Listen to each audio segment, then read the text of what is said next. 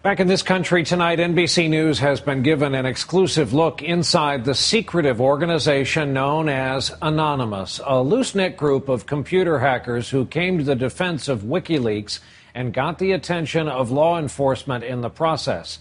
They are young and stealthy, and they are potential giant killers who are promising a new wave of cyber attacks. Our national investigative correspondent Michael Isikoff with us from our D.C. newsroom tonight with more on this. Michael, good evening.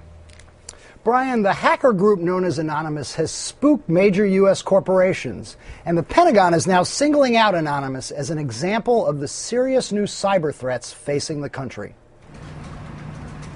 Barrett Brown is an underground commander in a new kind of warfare. It's a guerrilla cyber war, you might call it, if you want to use the term cyber war. 29 years old, a cocky college dropout, Brown calls himself a senior strategist for Anonymous, a loose collection of rogue, tech-savvy hackers credited with bringing down the websites of MasterCard and Visa last December.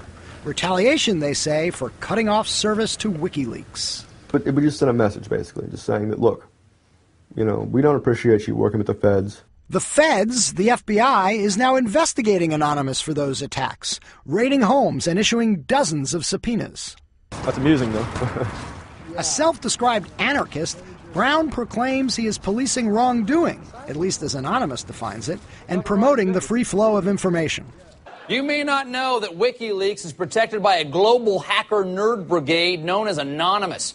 Who's joked about by some, but very serious. They call themselves hacktivists, communicate via secure internet chat rooms, and in public protests hide their identities behind masks. When we break laws, we do so in the service of civil disobedience. We do so ethically. We do it against targets who have asked for it. Targets like HBGary, a major cybersecurity firm some U.S. government agencies rely on to keep their computers safe. Last month, HBGary boasted it would expose Anonymous. The response was swift. Anonymous took down their website, stole thousands of emails, and posted them on the internet. The CEO resigned. And how did they do it? It was tech-savvy, to be sure, but also an old-fashioned con. Brown says a 16-year-old girl posed as HBGary's founder in emails and tricked the computer security manager to reset his password.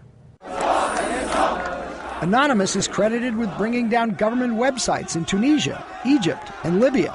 And now it's made new threats against companies and government officials complicit in what it views as the mistreatment of Bradley Manning, the Army private accused of leaking to WikiLeaks. Anonymous is powerful enough that it's certainly struck fear into the hearts of some of the biggest technology companies, the biggest companies in the whole world. I mean, we got Stuxnet off of this.